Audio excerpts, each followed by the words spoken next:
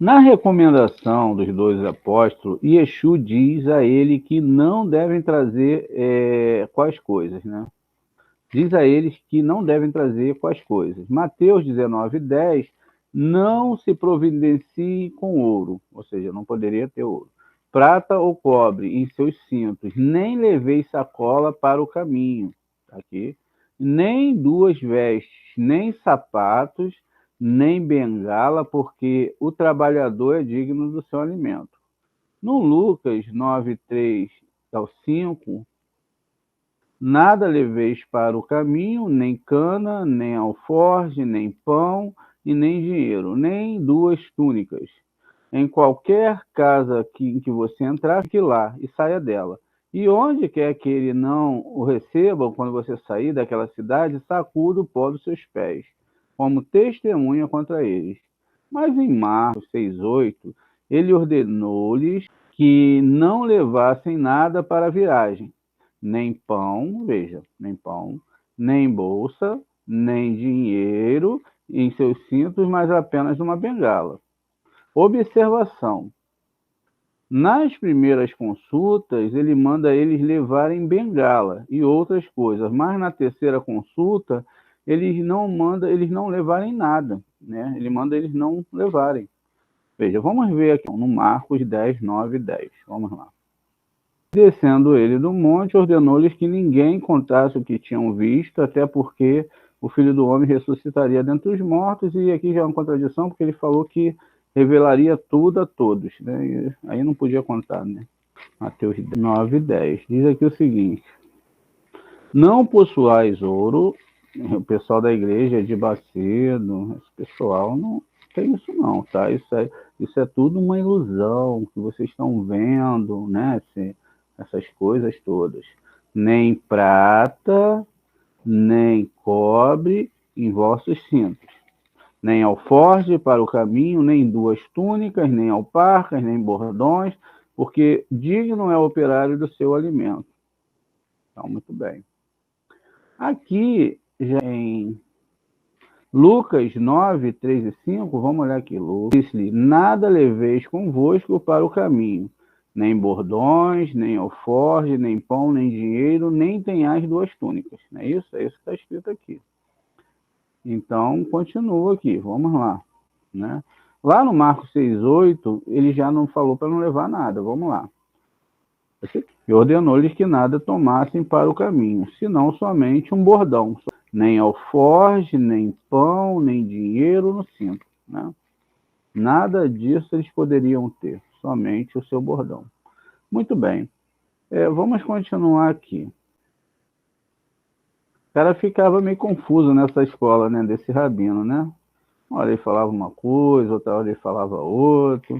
João Batista reconhece Exu desde que ele está no ventre da sua mãe. Lucas 1:44. Ele reconhece. Mais tarde, ele reconhece como Cordeiro de Deus, que tira os pecados do mundo. Ou seja, ele já conhecia o JC desde o ventre, eram primos, e aí depois ele vai ver que ele era o Cordeiro do mundo. Porque quando ele está na prisão, ele duvida e não reconhece. É o Lucas 7:18-23, quer dizer, eles eram parentes. Vamos ver lá. Lucas 1:44. Pensando, porém, ele que viria. Então, ó, pois eis que chegou aos meus ouvidos e a voz da tua saudação, as criancinhas saltou de alegria no meu ventre. Então, desde o ventre eles já conheciam, né? João já conhecia ele. E um era João e outro era ele, porque eles eram primos. Lá no João 1:29, ele vai apresentar que dele é o cordeiro que tira o pecado do mundo, né? Que seria um sacrifício. Então, exatamente em João 1:29-36, ele vai aqui falar o seguinte, ó. No dia seguinte, João viu a Jesus que vinha para ele e disse: eis o Cordeiro de Deus que tira o pecado do mundo, né? Então, ele confirma aqui isso.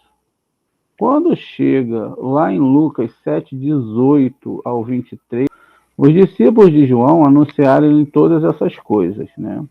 E João, chamando os dois dos seus discípulos, enviou-os a JC, dizendo: é tu aquele que havia de vir ou esperamos outro? Ele não tinha acabado de afirmar anteriormente que ele era o Messias? Ele tinha falado, esse é o Cordeiro de Deus, já a criança ele já tinha ordenado, aqui ele já reconheceu e aqui ele já está em dúvida. E eles eram parentes. Que coisa é essa, hein? Imagina se a Torá fosse assim, uma hora é uma coisa, outra hora é outra coisa. Quem instituiu a refeição pascual? Exu em Mateus 26 até o 29. Marcos 14, 22 ao 25. Está explicando. Lucas 22, 17 ao 19. O apóstolo Paulo em Coríntios 1, 11 ao 23. Ou Deus em Êxodo do 12, 14, 24, 26, 44, toda essa parte falando do Êxodo. Quem foi que instituiu? Né? Então lá a gente tem que ler e ver quem foi realmente, quem foi que instituiu o Pêssah. Se é esse Pêssah que eles falam, se isso tem alguma coisa a ver com sacrifício humano ou se isso é da Torá. Como é que Exu diz o Taná quando ele disse em Marcos, aqui no Marcos 2, 25 ao 26, ele contradiz que Abiatar era o sumo sacerdote e, na verdade, era Ahimelech. Então, vamos ver aqui, em Marcos, ele vai afirmar que o sumo sacerdote, o próprio rabino lá, que eles dizem, afirma, ele erra no Taná. Vamos ver aqui. Então, veja. Mas ele disse, nunca leste no que Davi, quando estava em necessidade, teve fome, ele e os que com ele estavam, como um encontro na casa de Deus, no terceiro tempo de Abiatar, o sumo sacerdote, e comeu pães da preparação, né? Aqui, no tempo de Abiatar, tá vendo? E que ele foi lá, comeu o pão da preposição. Vamos ver se foi isso mesmo que aconteceu? 1 Samuel 21, do 1 ao 6, vamos lá. Davi, então, ergueu o caminho a Jonatas, voltou para a cidade. Davi foi ao sacerdote Ahimelech, né? Então, não tem nada a ver uma coisa com a outra. Não tem nada a ver uma coisa com a outra. Não era Abiatar, era, na verdade, Ahimelech, tá vendo? Então, etc., mais um cara para ser mesmo considerado, naquela época ele tinha que ter uma boa memória, senão imagine. Ele tinha que guardar os versículos, onde estava escrito, era uma complicação. Hoje em dia nós temos o nosso sistema de internet, computadores, tudo fica mais fácil. Então veja, um outro erro aqui, né? Tu acha que Deus iria esquecer a própria parte onde ele escreveu alguma coisa? Né? Não iria, então começa a complicar aí. Como Exu pretende ter a glória de Deus? João 17, 22 diz, né? O João vai dizer, a glória que me deste, se lá em Isaías, no 42:8, como é que Deus, ele fala que não darei a minha glória a outros? Mais uma questão aí que você deve pensar. Em Atos 7,16 diz que Abraão comprou uma tumba dos filhos de Emor, de Siquém. Onde esse versículo é encontrado no Taná? O que ele realmente comprou dos filhos de Ramor, quem fez este negócio ou compra? Novamente é um arranjo de texto de Gênesis. Eles vão reorganizar esses textos aqui. Eles realmente erraram aqui, né? Comprou uma tumba, né, dos filhos de Emor, de Siquém. Mas é um arranjo dos textos de Gênesis. 53. Em vários versículos do Evangelho, como João 3,18 ao 36, e outros, diz que você tem que acreditar em Exu para ser salvo. E quem não acredita será condenado. Isso não preocupava nenhum judeu naquela época, ou neste ou no futuro, porque eles só conhecem um Deus, pelo menos que estudam o Taná e a Torá. E neles eles esperam por sua salvação. Então eles não se importam, nem se importarão com o que outra pessoa diz. Então, para o judeu que estuda realmente a Torá, ele não vai entrar nessas furadas. Quando Yeshua estava no Egito, o Novo Testamento diz que a profecia do Egito, chamei meu filho, foi cumprida em Mateus 2,15. Se você for ao contexto desse versículo, em Oséias 11:1, vai estar diferente, né? Diz que este filho é o povo de Israel, porque isso já aconteceu. E não Exu, quando Israel era menino, eu amava e do Egito chamei meu filho. É isso que está escrito lá. Não está falando de outra pessoa. Mas o Novo Testamento apenas cita o pequeno parágrafo que diz: do Egito chamei meu filho, porque eles não citaram o segundo verso. Veja, aqui em Oséias 11:1. Vamos olhar. Eu me apaixonei por Israel quando ainda era uma criança e o chamei do Egito, né? Desde o Egito. Então, a gente vai ver aqui, ó, Quinar, Israel. Então, está falando de Israel, não está falando de nenhuma outra pessoa. Assim como Isaías 53. Não existe isso dentro da Torá. Muito bem, continua aqui. Onde está o nome de Yeshu encontrado no Taná? Já que o nome Jesus é uma tradução de Roma. Não existe esse nome. Não existe esse nome dentro do Taná. Se Yeshu é o Salvador da humanidade, por que o Taná o contradiz? E em Isaías 43:11, Deus diz: eu sou o único Deus, fora de mim não há quem salve. Isaías 45:21, Deus fala e apresenta o teu caso. Sim, deixa-o deliberar junto. E quem anunciou isso desde o tempo antigo? Quem disse isso desde então? Não fui eu, Hashem? Não há outro Deus além de mim. Deus justo e salvador, não há outro fora de mim. Oséias 13:4 diz: da terra do Egito, eu sou Hashem, teu Deus, não conhecerás outros deuses além de mim, nem outro Salvador. Veja, não há outro, não conhecerás outro Salvador, senão eu. Salmos 62:2. Só ele é a minha rocha, só ele, não tem outro. Então, só ele é a minha rocha e a minha salvação. Ele é o meu refúgio, não ficarei muito comovido. Muito bem. Então, 57. Em Gálatas 6:2 diz: levem as cargas um dos outros. É o que diz aqui em Gálatas. Se deve levar as cargas um dos outros. E depois, em 6:5 diz: cada um levará a sua própria carga. Paulo não poderia ter notado tal erro. Vamos dar uma olhada lá. Gálatas 6:2. Levai a carga um dos outros, e assim cumprirão a lei lá do Yeshua. No 5. Porque cada um levará a sua própria carga. Tá vendo aqui, ó? Então a gente não sabe se vai seguir a primeira opção ou a segunda opção. Então fica difícil também para a gente entender esses conceitos e essas contradições, né? Muito bem. Vamos continuando aqui. Por que os gregos e romanos mudaram o nome da Torá e do Taná, a lei e os profetas, para Antigo Testamento? É para dar origem ao Novo Testamento. Além disso, se torna uma blasfêmia contra o Eterno, ou seja, chamar Velho Testamento. Nós devemos evitar isso e falar Torá e Taná. E quando alguém fala alguma coisa, fala: olha, você está errado. Aqui em 1 Coríntios, no 10:1-4. Diz o seguinte: não quero que ignoreis, irmãos, que todos os nossos pais estiveram debaixo da nuvem, que todos eles atravessaram o mar. Todos em Moisés foram batizados nas nuvens e no mar. Todos comeram o mesmo alimento espiritual, todos beberam da mesma bebida espiritual, porque beberam da rocha espiritual que os seguia. E a rocha era, olha aí, tá vendo aqui, ó, Cristo. Agora perguntemos: não há nada no Taná que diga que alguém é batizado por uma nuvem. Não diz nada sobre uma rocha que os seguiu. Onde esse versículo é encontrado, né? Já que em Êxodo não diz nada disso.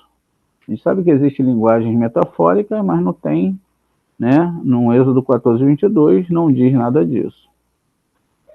Em Hebreus 9, do 19 ao 20, diz o seguinte: pois, quando Moisés declarou todos os mandamentos segundo a lei, segundo a Torá, todo o povo ele tomou o sangue de bezerros e bodes juntamente com água, lã escarlate e sopo, e aspergiu sobre o livro todo o povo, dizendo: este é o sangue da aliança que Deus vos ordenou. Onde está escrito no Taná que o livro foi aspergido com sangue? Isso está escrito lá em Hebreus, e não existe isso, que nenhum livro, né, ele já aspergiu no livro sangue. Não existe isso na Torá. Isso é uma invenção do Novo Testamento. Parecem pequenos erros, mas que são grandes erros, porque juntando esses erros, considero imensos, de acordo com a análise da Torá, e é assim que a gente vai vendo que tudo é muito incoerente. Em Hebreus, no 11:21, diz: pela fé, Jacó, quando morreu, abençoou a cada um dos filhos de José e adorou apoiado na porta do seu bordão. Adorou na porta. Agora, se você ler Gênesis 47:31, ele disse: jura-me, e ele jurou-lhe. Então José caiu na cabeceira da cama. Por quê? A discrepância entre a bengala e a cabeceira. Veja, não existe bengala. Não existe bengala no texto, mas em Hebreus vai falar sobre isso. Na verdade, era a cabeceira da cama. Tá vendo? Então, é complicado, porque são erros muito sérios. Uma linguagem não tem nada a ver com a outra. 1 Coríntios 5:1-4 diz: porque antes de tudo, vós ensineis o que também recebi, de que Cristo morreu por nossos pecados, segundo as Escrituras. Se ele morreu pelo pecado e entregou sua vida por sua própria vontade, por que ele repetidamente pediu a Deus para livrá-lo da morte? Se você ler Hebreus 5:7, Lucas 22:42 e 44, quer dizer que ele não veio fazer missão nenhuma e que toda hora ele pedia para Deus livrar ele disso e que ele não conseguiu que a sua oração fosse ouvida. Em João 23:13-16, temos: estava próxima a Páscoa dos judeus. Veja, quem escreveu não era judeu, ele escreveu a Páscoa dos judeus. Os judeus aqui está na terceira pessoa, eles, né? Então, olha, ele não era judeu. Observe aqui, estava perto da Páscoa dos judeus.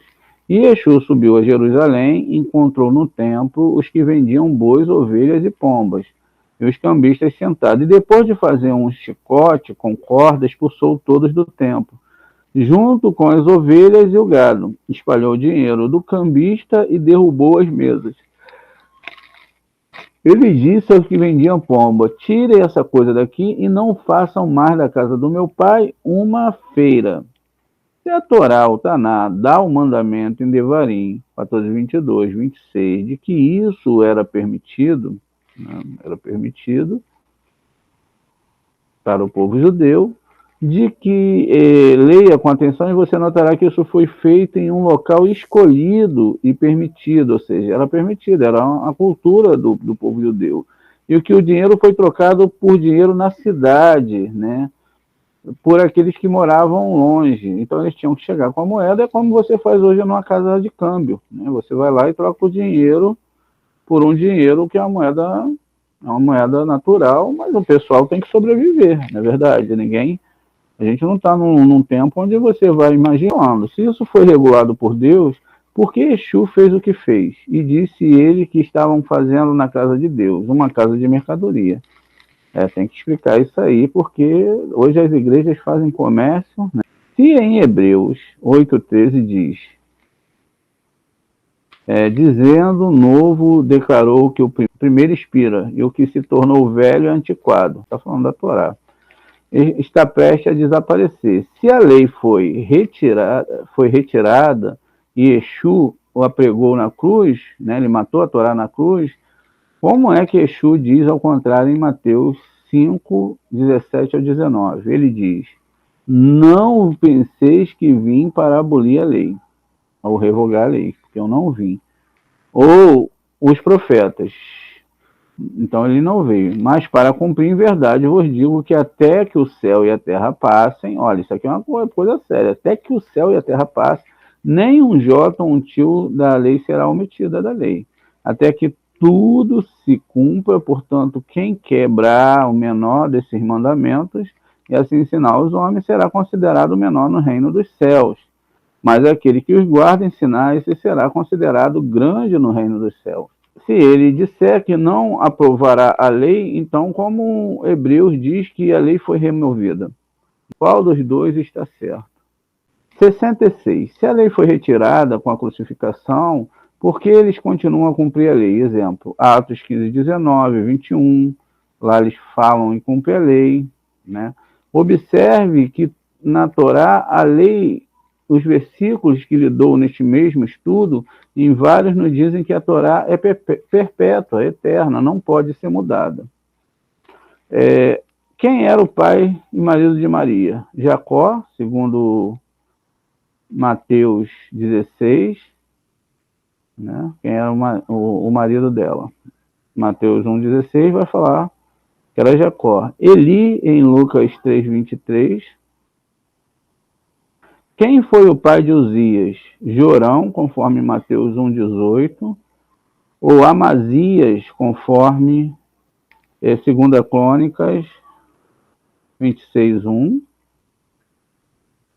De qual dos filhos de Zorobabel Exu era descendente? De Abiúde, segundo Mateus 1,13. Ou de Reza, segundo Lucas 3,27. Agora a gente pode comparar, né? A gente não vai fazer isso, senão a gente vai ter que dar uma parada aqui. A gente pode comparar, depois vocês podem comparar com Crônicas 3:19 ou 20. E você verá que nem Abiúde nem Reza aparecem na linhagem de Zorobabel. Então, de onde tiraram Abiúde e Reza? Né? Não existem. Quem foi o pai de Jeconias? Né? Mateus 18, segundo Mateus 18, 1,18 foi Josias. Ou Joaquim, segundo Crônica 3,16. Então a gente tem que escolher aí qual é o texto que a gente vai ficar. Agora aqui temos uma grande contradição. Yeshua foi levado ao deserto para ser tentado ou não? Todos os cristãos sabem que a tentação foi seguida depois que ele saiu das águas, onde João Batista, né, o batizou. Mas se olharmos atentamente para os evangelhos de João, do 1:35 ao 42, diz o seguinte. Diz que no dia seguinte, ou no segundo dia após o batismo, foi e teve encontro com Natanael.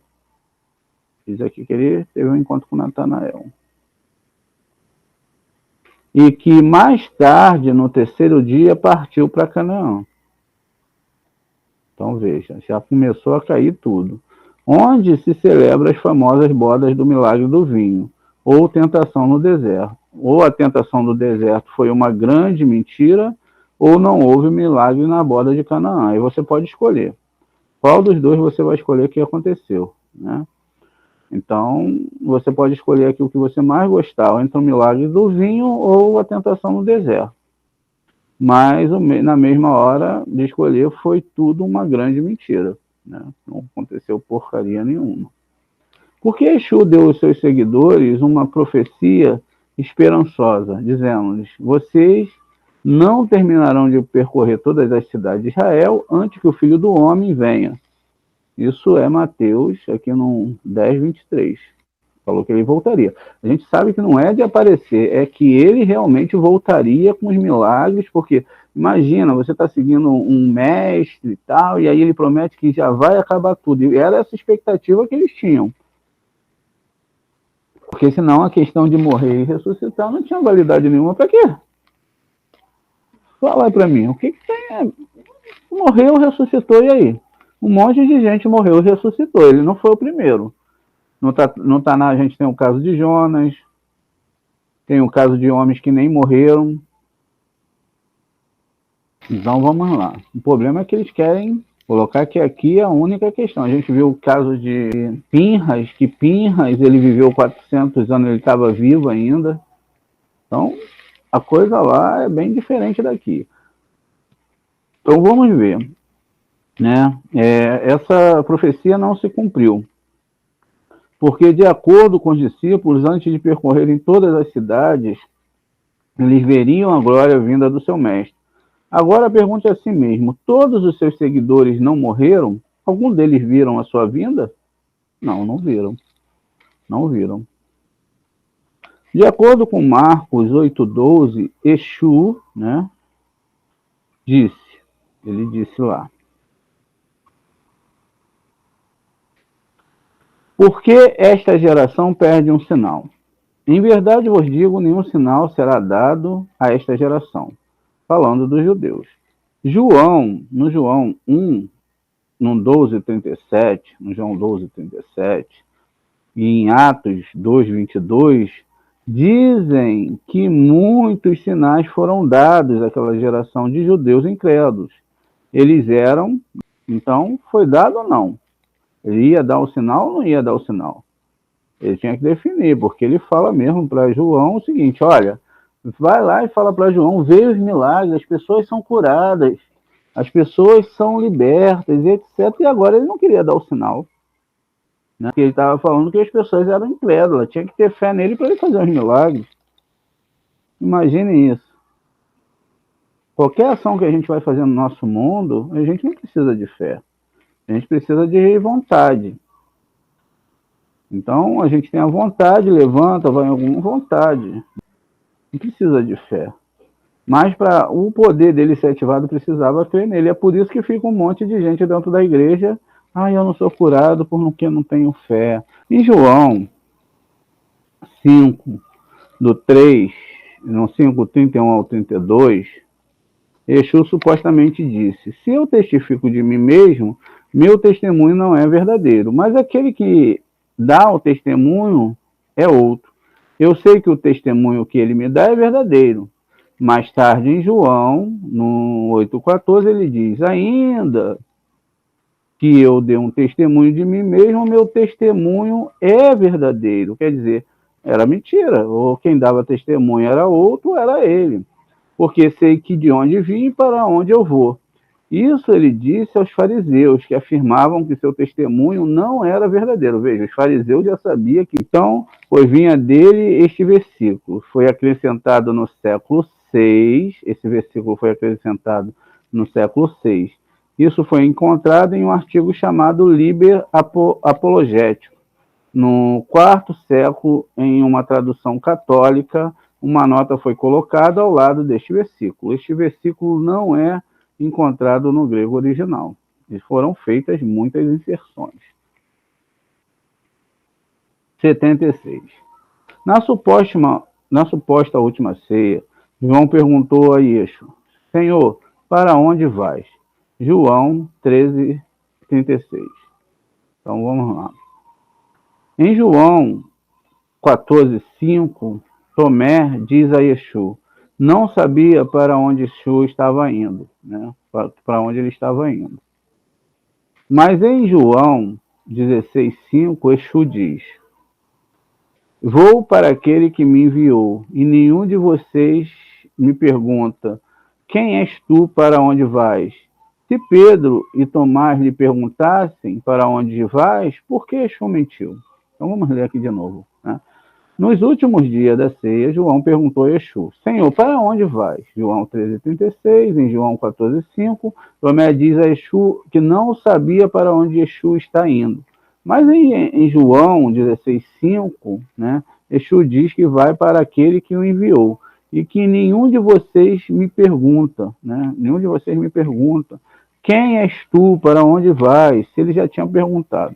Se Pedro e Tomás lhe perguntassem para onde vais, por que Yeshua não mentiu, então, não falou a verdade, né?